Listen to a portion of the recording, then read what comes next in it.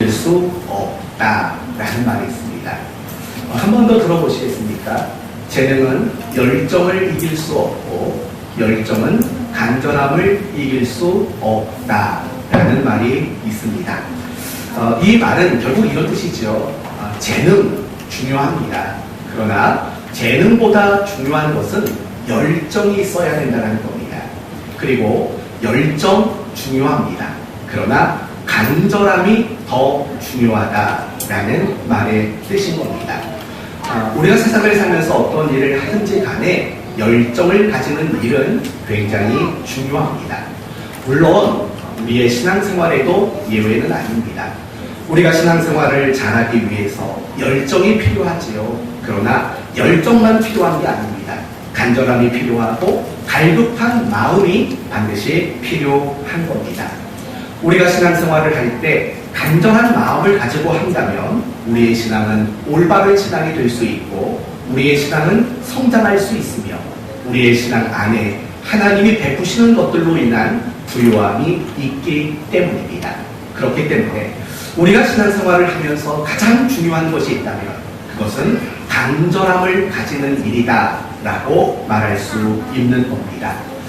오늘 우리가 함께 살펴본 시편 42편은 고라 자손들이 품고 있었던 간절한 마음을 우리에게 소개하고 있습니다.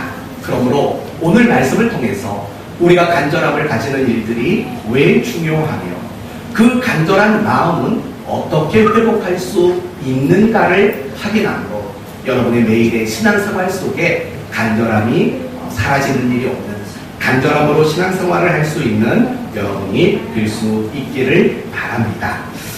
우리가 오늘 읽지는 않았지만 여러분 성경을 좀 자세히 보셔야 됩니다. 시편 42편 1절 위에 성경 구절 말고 별다른 표기가 되어 있다는 걸 아실 겁니다. 어떤 게 좀 써 있나요? 그거 위에는요. 제2권 그 다음은 고라 자손의 마스길 인도자를 따라 부르는 노래 이런 것들이 쓰여 있을 겁니다. 만약에 여러분의 성경책 속에 이게 안 쓰여 있으면 바꾸십시오. 써 있는 게 훨씬 좋은 성경입니다. 써 있다면 그냥 쓰시면 됩니다. 이 부분들을 여러분에게 먼저 설명을 해드릴게요.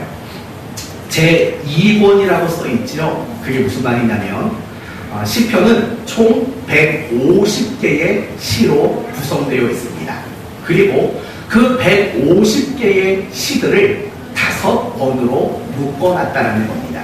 예를 들면 1편에서 41편까지는 1권, 그리고 42편에서 72편까지는 2권, 그리고 73편에서 89편까지는 3권, 90편에서 106편까지는 4권, 107편에서 150편까지는 제5권 이런 식으로 150개의 시를 분류해 놨습니다. 그래 놓고 1권, 2권, 3권 이렇게 얘기를 하는 겁니다.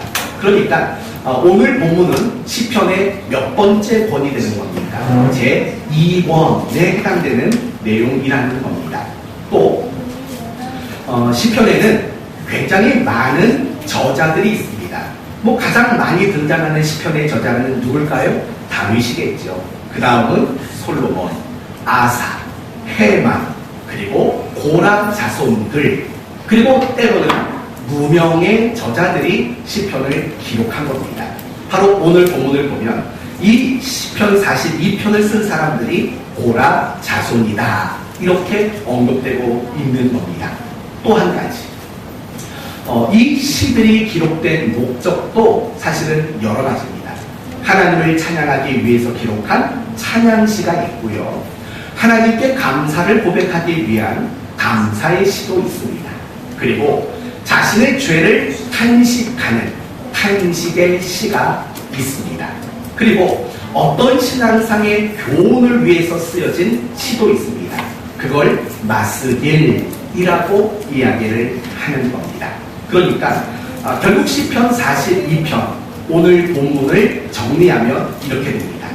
시편 중에 제2권이고 고라 자손이 기록했으며 신앙의 교훈을 위한 맞쓰기라는 영역에 속한 시다라고 요약할 수 있는 겁니다. 이제 조금만 더 생각해 봅시다. 그렇다면 시편 42편을 기록한 사람은 바로 고라 자손이라고 분명히 명기가 되어 있습니다. 그렇다면 고라 자손은 어떤 사람인가를 알아야지만 오늘 이 본문을 여러분이 제대로 이해할 수 있습니다. 고라 자손은 어떤 사람일까요? 어느 지파에 속한 사람일까요? 레위 지파에 속한 사람입니다. 여러분, 레위 지파에 속했다라는 말은 이들의 주된 업무가 어디에서 이루어진다라는 말입니까? 성전 안에서 제사 또는 오늘날로 말하면 예배와 관련된 영역에서 봉사하고 수종했던 사람들, 그들이 바로 고라 자손들입니다. 이들은 제사장들의 역할들을 서포트하는, 제사장들의 일들을 도와주는 일들을 했습니다. 때로는 이들은 성전 안에서 요리를 만드는 요리사의 역할도 했던 사람들입니다. 어떨 때는 성전의 문을 지키는 문지기로서의 역할도 했던 사람들입니다. 그러다가 다윗 시대에 가서는 이 고라 자손들의 역할이 더 분명해집니다. 어떻게 역할이 주어지냐면 예배 드릴 때 성전 안에서 악기를 연주하거나 찬양을 부르는 이런 음악과 관련된 역할을 주로 맡아서 했던 사람들이 바로 이 고라 자손들이다. 여러분이 이렇게 이해를 하시면 됩니다. 그러니까 결국 이 고라 자손들은 성전 안에서 예배를 드리는 일들을 위해 쓰임받았던, 그 예배를 위해 수종들었던 그런 사람들이다 라고 정리하십시오. 이제 다음 단계로 넘어가 봅시다. 그렇다면 이 고라 자손들이 시편 42편을 기록한 목적은 뭘까요? 사실은 그 목적이 무엇인가는 이미 나왔습니다. 어떻게 나왔냐면 맞쓰길이라는 단어로 이미 나왔습니다. 여러분, 맞쓰길이라는 뜻이 뭐라고 했습니까? 교훈이라는 뜻입니다. 그러니까 이 고라 자손들이 이 시를 기록한 이유는 무엇인가를 교훈하기 위해서 이 시를 기록했다라는 것을 알게 되는 거죠. 그렇다면 과연 무엇을 교훈하려고 이 시를 기록했을까요? 이 점을 알려면 여러분이 또 알아야 되는 게 있습니다. 과연 이 시는 언제 쓰여진 시일까? 이걸 알면 금방 이해가 될 겁니다. 대부분의 학자들은 이렇게 말을 합니다. BC 586년 이후에 기록이 되었다라고 말합니다. 여러분, BC 586년은 이스라엘 역사 속에서 무엇이 있었던 해일까요? 예루살렘 성전이 멸망하고 이스라엘이 완전히 망하고 그 결과 이스라엘이 바벨론으로 포로로 끌려갔을 때, 그때가 BC 586년이었다는 겁니다. 여기서 우리가 알 수 있는 것은 뭐냐면, 그렇다면 이 고라 자손들이 이 42편의 시를 기록했을 때 그들은 예루살렘에 있지 않았다는 겁니다. 어디에 있을까요?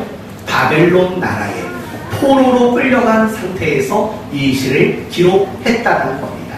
그리고 중요한 것은 뭐냐면 이미 그들이 포로로 끌려가는 가운데 그 이전에 예루살렘의 성전은 이미 무너지고 없어진 이후에 이 시를 기록했다. 이렇게 이해를 하시면 됩니다. 그런 배경을 가지고 1절, 2절을 한번 더 읽어봅시다. 1절, 2절. 배경은 기억해야 됩니다. 성전은 무너졌고 더 이상 예배를 드릴 수 없고 더욱이 포로지에 끌려가 있는 상황에서 이 시를 썼다. 1절, 2절. 시작.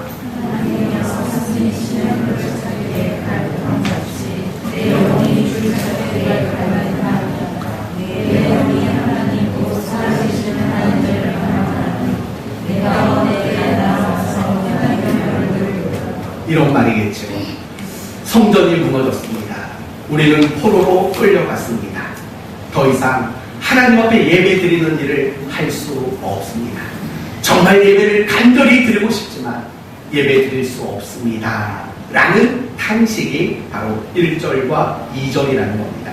3절도 한번 더 읽어봅시다. 사람들이 종일 내게 하는 말이 내 하나님이 어디 있느뇨 하오니 내 눈물이 주야로 내 음식이 되었구나. 무슨 말입니까? 바벨론에 끌려갔습니다. 바벨론 사람들이 말합니다. 니네 하나님 어딨니?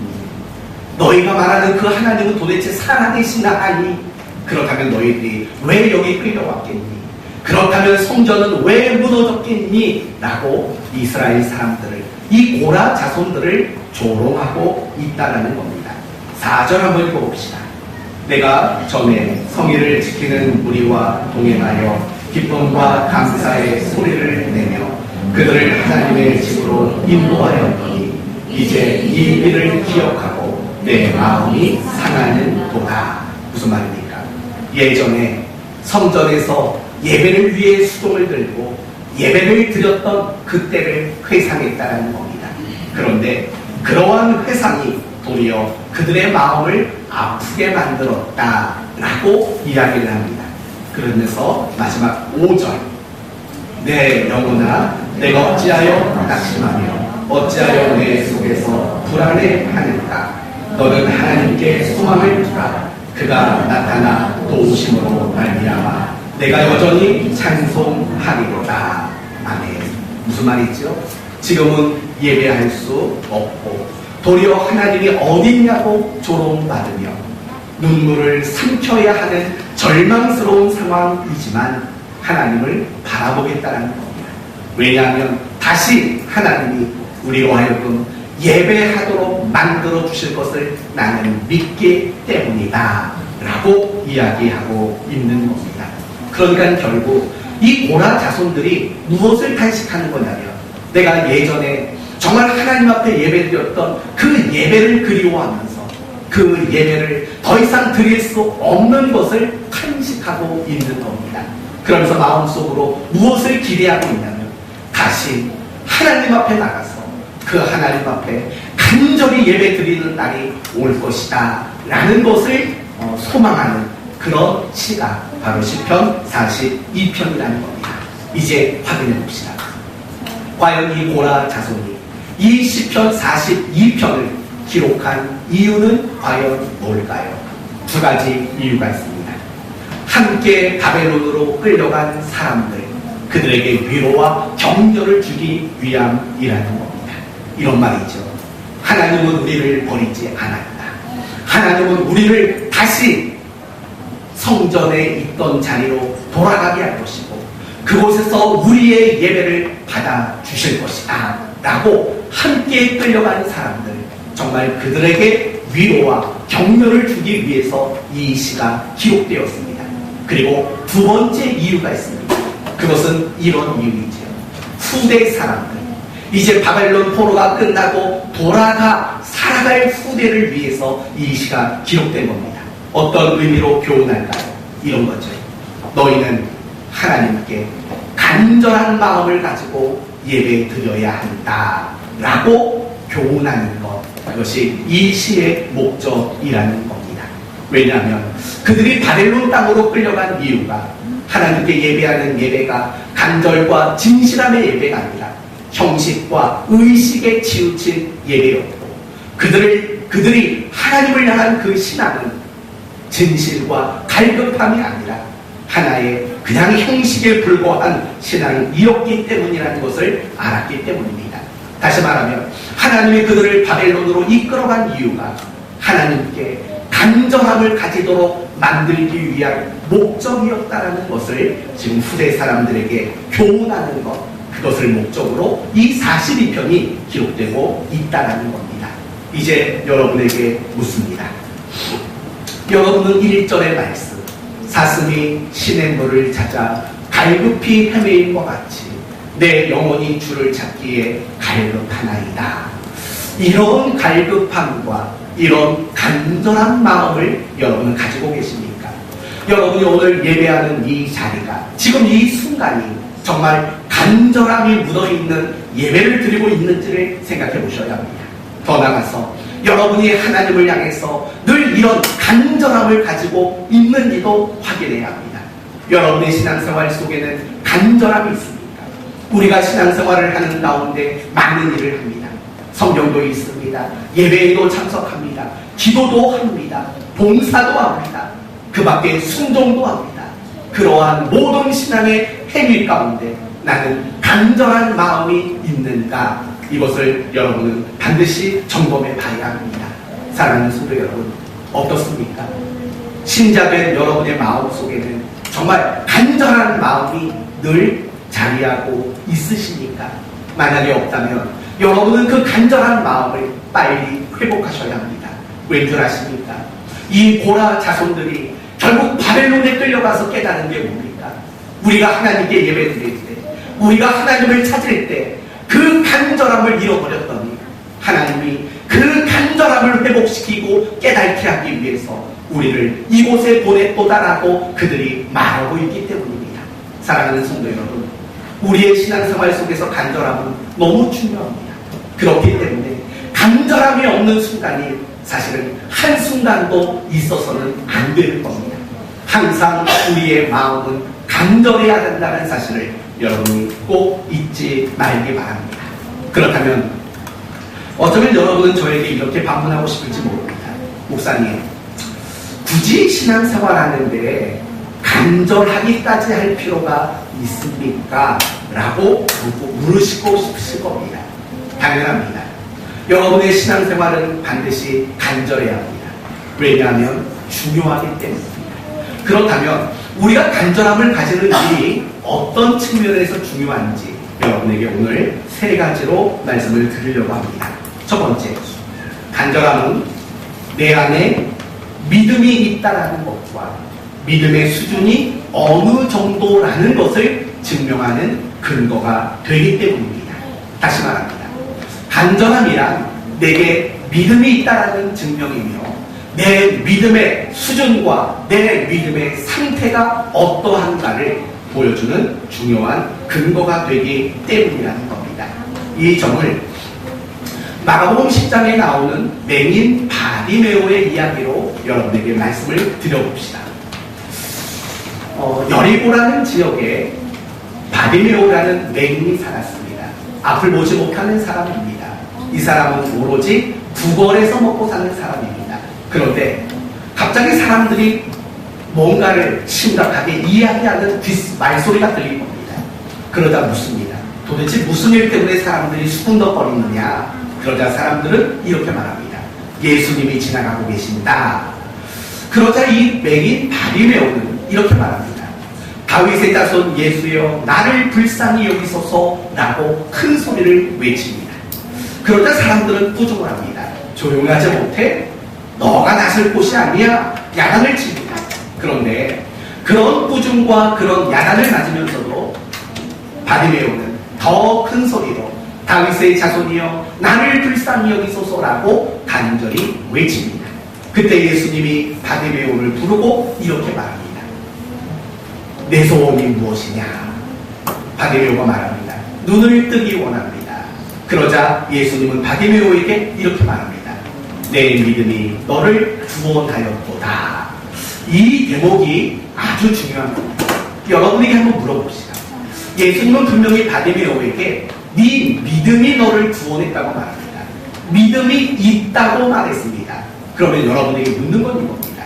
도대체 예수님이 바디메오에 뭘 봤길래 뭘 근거로 믿음이 있다고 말했는지를 한번 생각해 보십시오.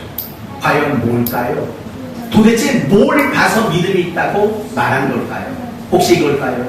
예수님을 다윗의 자손이라고 외친 것 때문일까요? 그건 아니라고 생각합니다. 물론 전혀 아닌 건 아닙니다. 그러나 그게 중요한 근거는 아닙니다. 왜냐하면 예수님이 죽으시기 며칠 전 예루살렘에 올라가셨습니다. 그때 많은 사람들도 예수님을 뭐라고 외쳤냐면 다윗의 자손으로 오시는 이여라고 외쳤습니다. 그런데 흥미로운 것은 뭐냐면 그들이 빌라도가 예수님을 재판하는 자리에서는 예수님을 못 박으라고 외친 사람들이 되었다는 겁니다. 그렇기 때문에 다윗의 자손이라고 말한 그것 자체를 믿음의 근거로 예수님은 보지 않았다는 겁니다. 그렇다면 예수님은 바디메오에 무엇을 근거로 믿음이 있다고 말한 걸까요?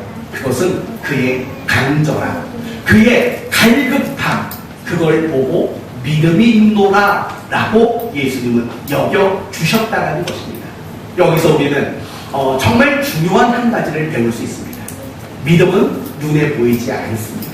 그러나 믿음은 반드시 나타나게 되어 있습니다. 믿음은 눈에 보이지 않지만 반드시 믿음은 증명되게 됐습니다. 무엇으로 증명이 됩니까? 우리의 어떤 반응, 우리의 어떤 행동으로 나의 믿음은 반드시 증명되게 되어 있습니다. 그러나 중요한 것은 우리의 믿음이 어떤 반응과 어떤 행위로 나타나기 이전에 먼저 나타나는 것이 있습니다. 그것은 간절함이고 그것은 갈급함이라는 것입니다. 이런 측면으로 본다면 우리가 가지고 있는 갈급함은 믿음의 첫걸음이라고 말할 수 있는 거죠.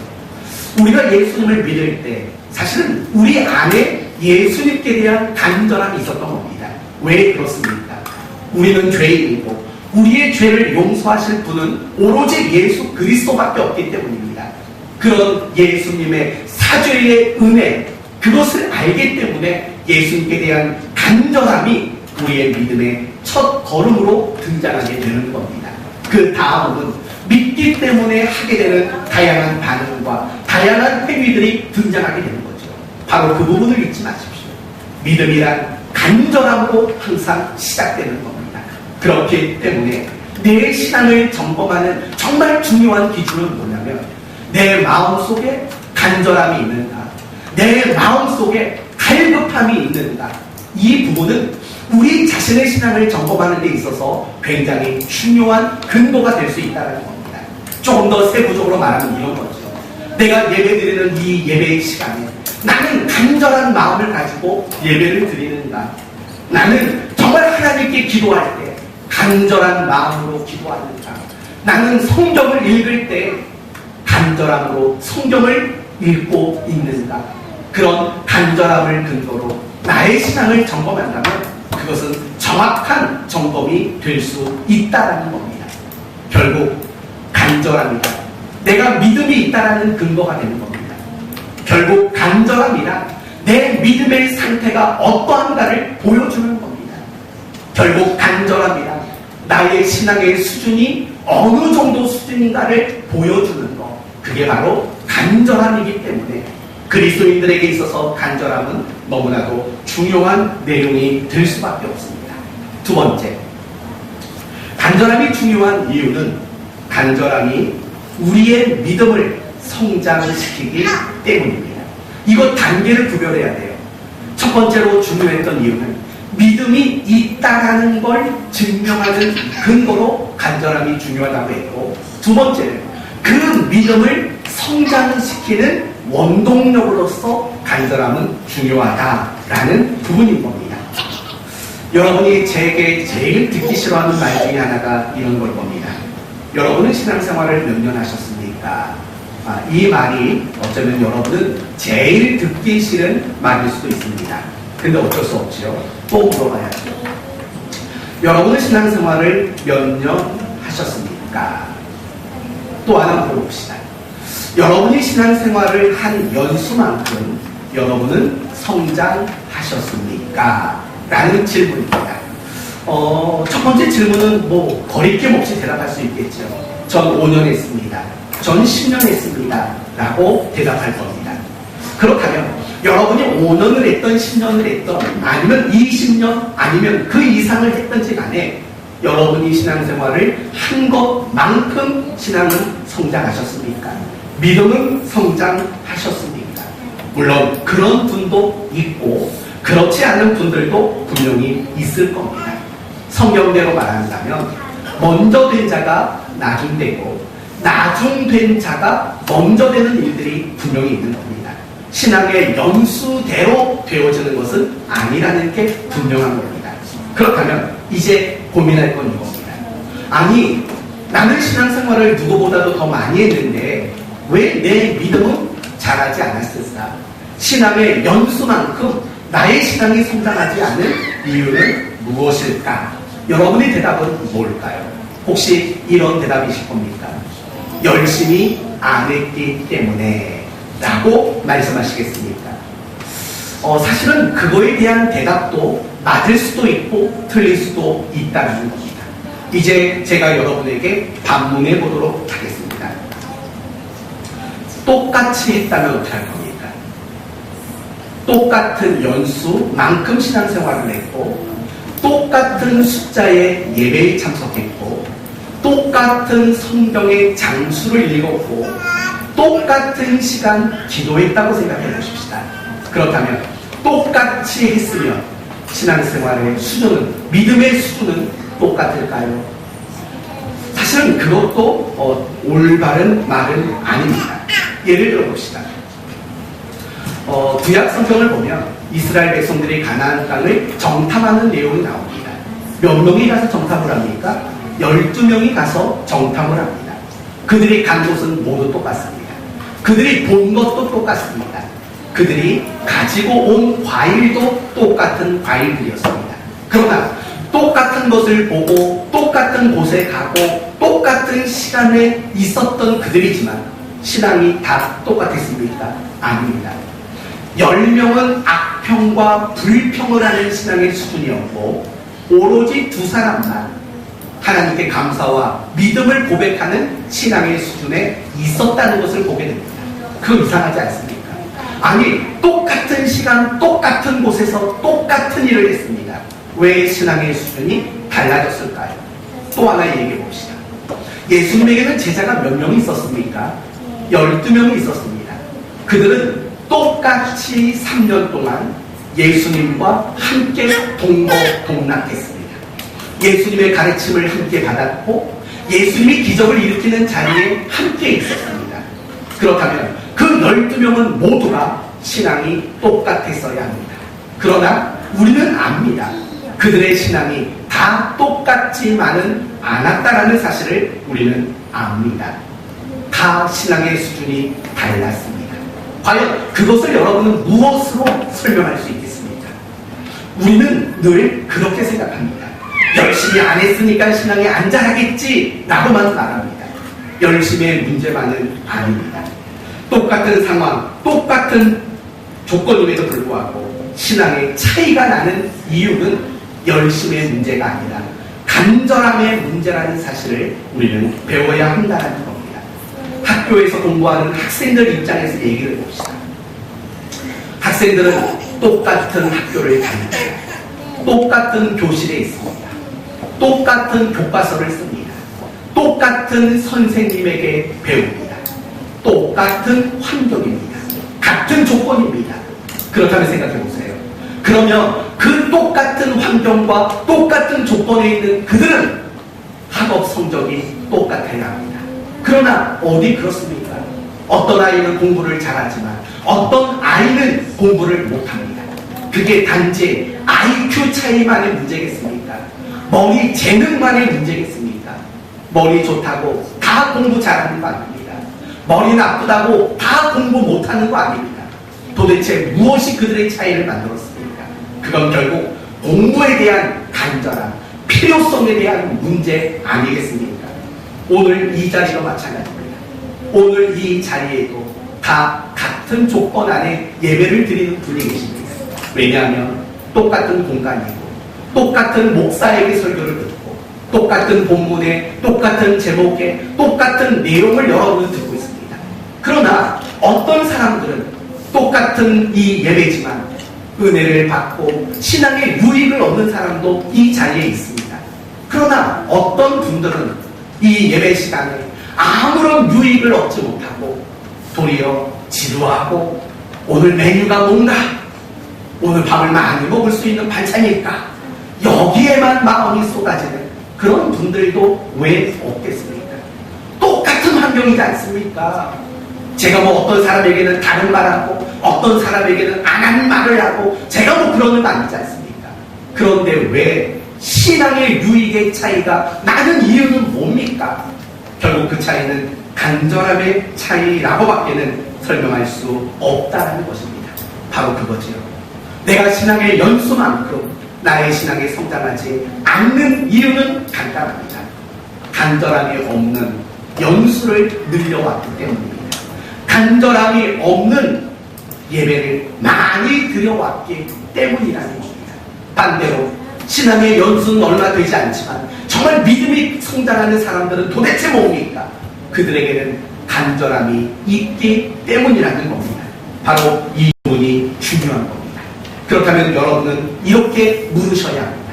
목사님, 간절함을 갖는다고 믿음이 성장하는 이유는 뭡니까? 라고 물어야지요. 그러면 저는 이제 여러분에게 이렇게 대답을 하겠습니다. 간절함은 우리가 하는 신앙의 행위들을 훈련이 되도록 만들기 때문이라는 겁니다. 무엇이 된다고요? 훈련. 간절함이란 내가 지금 하고 있는 이 신앙생활을 훈련이 되도록 만드는 겁니다. 그렇기 때문에 간절함을 가지고 신앙생활을 하면 우리의 신앙이 성장할 수밖에 없다는 겁니다. 영적 성장과 훈련이라는 리차드 포스트 목사님의 책의 가장 중요한 내용이 이겁니다. 훈련이란 우리가 무엇을 하느냐의 문제가 아니라 내가 무엇을 하든지 간에 간절함을 가지는 것이다 라고 이야기를 합니다. 무슨 말인지 아시겠습니까?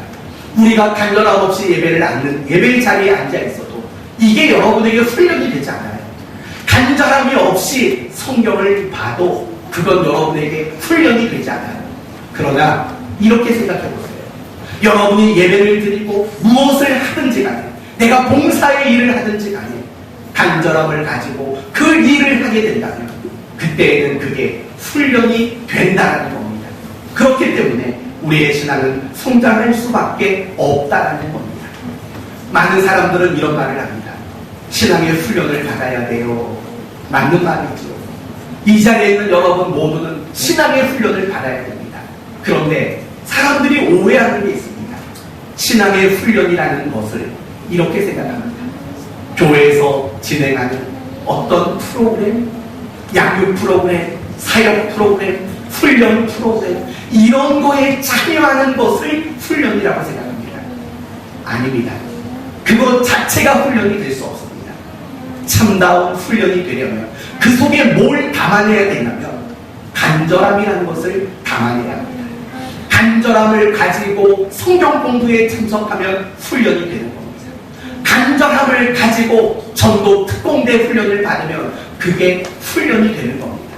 그러나 간절함이 없이 도리어 자기 만족과 자기 어떤 이력을 위해서 다양한 훈련을 여러분이 임하게 된다면 그건 여러분의 신앙에 아무런 유익을 주지 못하는 훈련이 되지 못할 수밖에 없는 겁니다.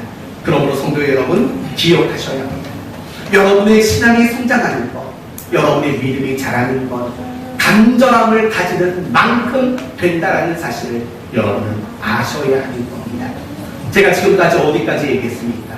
간절함은 나의 믿음이 있음을 증명한다 이야기를 시작해서 간절함은 그 나의 믿음을 성장시킨다까지 이야기를 했습니다. 마지막 세 번째, 간절함이 중요한 이유는 어떤 것도 아니 정확히 말하면 훈련을 포기하지 않도록 만든다는 데 그 중요성이 있습니다. 간절함은 우리를 훈련시킨다고 했습니다. 믿음이 성장하도록 만든다고 했습니다. 그러나 중요한 것은 우리는 내가 지금 하고 있는 그 신앙의 훈련들을 끝까지 하기가 어렵다는 겁니다. 중간에 포기하고 중간에 놓치고 중간에 소홀해지는 경우들이 많이 생긴다는 겁니다. 그 이유는 다른 게 아닙니다. 간절함을 잃었기 때문에 포기하게 된다는 말이죠. 여러분 다시 한번 맹인 바디메오의 이야기를 한번 해보도록 합시다. 예수님이 지나간다는 소식을 듣고 맹인 바디메오는 더 크게 소리를 질렀다고 했습니다. 야단을 맞으면서도 포기하지 않고 외쳤다고 했습니다. 어떻게 그렇게 외칠 수 있었을까요? 간절함이 있었던 거죠. 예수님을 만나지 않으면 난 평생 맹인으로밖에 살 수가 없다라는 그 애절함, 그 간절함이 그에게 있기 때문에 야단을 맞고 있지만 꾸중을 듣고 있지만 그 일을 포기하지 않을 수 있었던 겁니다. 한나를 생각해 보십시오. 한나는 아기가 없었던 사람입니다. 그러나 기도해도 응답해 주지 않으셨습니다. 그러나 끝까지 한나는 하나님께 기도하는 걸 포기하지 않았습니다. 이유가 뭡니까? 아기에 대한 간절한 마음이 그에게 있었기 때문입니다. 사도 바울을 생각해 보십시오. 그는 많은 환난과 많은 박해를 받았습니다.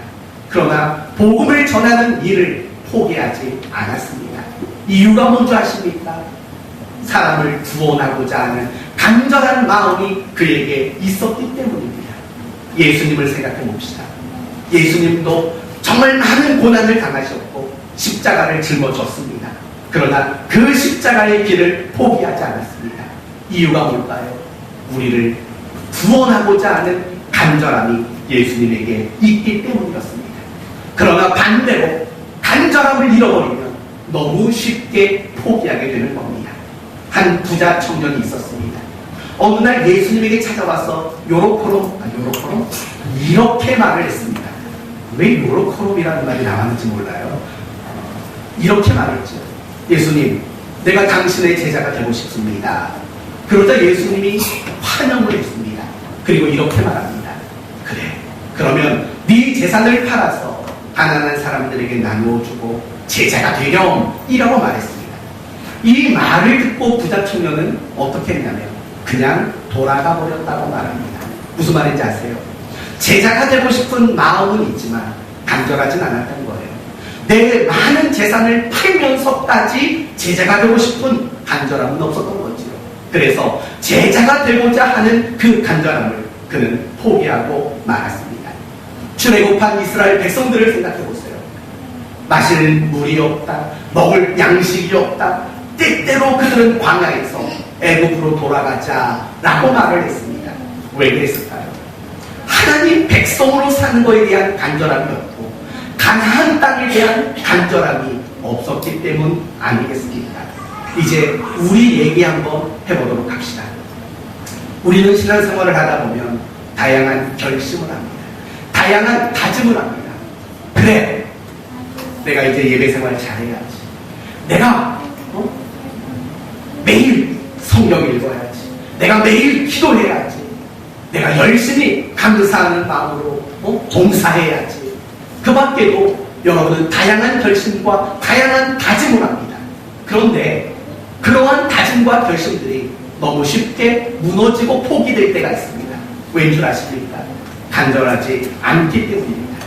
내가 예배 드려야지 결심은 했지만 정말 그 예배를 향한 간절함이 부족할 때 포기하게 되는 거 아닙니까? 성경 보고 기도하고 순종하고 그 밖에 모든 다짐과 결심도 다 마찬가지입니다. 간절하지 않으니까 포기하는 겁니다. 간절하지 않으니까 놓치는 거고 간절하지 않으니까 여러분은 너무 쉽게 내동댕이 치는 거 아닙니까? 그러니까 우리는 더 이상 신앙생활이 훈련이 되지 못하고 마는 겁니다. 사랑하는 성도 여러분, 왜 간절함이 중요한지 아시겠습니까? 간절함은 내게 믿음이 있다는 증명이기 때문입니다. 간절함은 내가 지금 하고 있는 신앙생활을 훈련이 되게 해서 내 믿음을 성장시키기 때문입니다. 간절함은 내 믿음을 성장시키는 그 훈련의 내용들을 포기하지 않도록 만들기 때문에 간절함은 너무나도 중요한 겁니다. 그러니 결국 이런 말이 되는 거겠죠. 내가 신앙생활하면서 간절함이 없다라는 말은 신앙의 성장에 무관심하다라는 뜻이고 언제든지 나는 내팽개쳐 두고 세상으로 나갈 준비가 되어 있다라는 말과 똑같은 것 아닙니까? 사랑하는 성도 여러분, 다시 한번 여러분에게 당부하고 권면합니다. 간절한 마음 회복하셔야 합니다. 하나님이 여러분의 인생의 막대기를 휘두르기 전에 스스로 간절함을 되찾으셔야 합니다. 그 간절함은 단지 하나님이 좋아서 찾으라는 게 아닙니다. 여러분의 믿음이 성장할 수 있고 그 믿음이 성장하는 일이 중단되지 않기 위해서는 간절함이 절실하기 때문이라는 겁니다. 이 부분이 사실은 여러분의 숙제입니다. 아마 여러분은 마음속으로도 고민할 겁니다. 간절해야 되는데 왜 간절한 마음이 들지 않을까가 여러분의 고민이고 여러분의 숙제일 겁니다. 제 고민이고 저의 숙제이기도 합니다. 어떻게 해야 성도들이 간절해질 수 있을까? 어떻게 해야 성도들이 갈급한 마음을 가질 수 있을까가 제 고민이고 제가 풀어야 할 숙제입니다. 하지만 중요한 것은 간절함을 가지는 일, 그게 중요하고 필요하다는 겁니다. 그리고 내가 지금 간절함을 잃었다면 여러분은 신앙의 위기 상황에 처해 있다는 사실을 여러분은 잊지 말아야 합니다. 이제 마지막으로 한 가지를 말씀드리고 마치려고 합니다. 간절함을 어떻게 회복할 수 있을까의 문제입니다. 이거는 제가 여러분에게 말씀을 드리지만 이걸 안다고 그냥 회복되는 건 아니고 여러분이 노력이 필요합니다. 첫째로 하나님을 향한 기대하는 마음이 필요합니다. 여러분, 오늘 고라 자손들을 보면 예배에 대한 간절함을 묘사하고 있습니다. 그들이 간절할 수 있었던 이유가 뭔지 아십니까? 하나님이 다시금 예배를 드릴 수 있도록 만들어 주실 거에 대한 기대하는 마음, 그 마음이 그에게 있었기 때문이라는 겁니다. 우리도 마찬가지라는 겁니다. 어떤 기대가 있을 때 그 일에 대한 간절함이 생기는 겁니다. 예를 들면 여러분이 이 예배를 드릴 때 기대하는 마음이 있어야 간절함이 뒤따라온다는 겁니다. 내가 오늘 예배 드릴 때 하나님이 나에게 뭔가를 깨닫게 해주시겠지, 길을 보여주시겠지, 답을 주시겠지, 은혜를 주시겠지, 임재를 경험케 하시겠지 라는 그런 기대하는 마음을 먹을 때 우리는 비로소 간절해지는 겁니다. 그러나 여러분이 예배를 향해서 아무런 기대하는 마음이 들지 않는다면 사실은 간절한 마음이 들 이유가 없습니다. 기대하는 게 없는데, 얻어질 걸 예상하는 게 없는데 어떻게 간절해지겠습니까? 그렇지 않습니까? 예를 들면 어떤 음식에 대한 이야기를 해봅시다. 저기 가면 진짜 맛있는 맛집이 있다고 적어주십시다. 너무 맛있다고 소문이 났습니다. 그걸 먹고 싶다라는 기대, 그것을 맛보았을 때 느껴지는 행복에 대한 기대감이 있다면 여러분은 그 식당에 대한 간절함이 있을 겁니다. 누가 밥 한번 먹자고 하면 대번에 거기 가자고 여러분은 이야기하실 겁니다. 그렇지 않겠습니까? 기대하는 마음이 우리를 간절하게 만든다는 사실을 알아야 합니다. 새벽에 대한 기대하는 마음, 새벽에 하나님이 나를 만나주시겠다, 와 기대된다, 이 마음이 있으면 새벽에 대한 간절함이 생기는 겁니다. 목장 사역에 대한 기대가 있으면 그 목장에 대한 간절함도 생기는 겁니다. 우리가 간절함이 없다는 것은 결국 기대하지 않기 때문이다 라는 거죠. 그리고 내가 기대하지 않는다는 것은 결국 하나님을 기대하지 않고 산다는 말과 똑같은 겁니다. 두 번째, 마지막으로 우리가 간절함을 회복하기 위해서는 간절할 수밖에 없는 존재라는 자기 인식이 필요하다는 겁니다. 여러분, 오늘 시편 기자의 간절함, 이유가 뭡니까? 사슴이 물 없이 살 수 없는 것처럼 나는 하나님 없이는 살 수 없습니다라는 분명한 자기 인식이 있기 때문에 그가 간절한 마음이 들었던 것 아닙니까? 맹인 바디메오도 마찬가지입니다. 예수님 아니면 평생 나는 불구로 살아야 돼 라는 그런 간절함, 예수님 없이는 안 돼 라는 간절함이 그로 하여금 그런 인식이 그를 간절하게 만든 것 아닙니까? 우리도 똑같은 겁니다. 사실은 우리 모두는 간절할 수밖에 없는 사람들인 겁니다.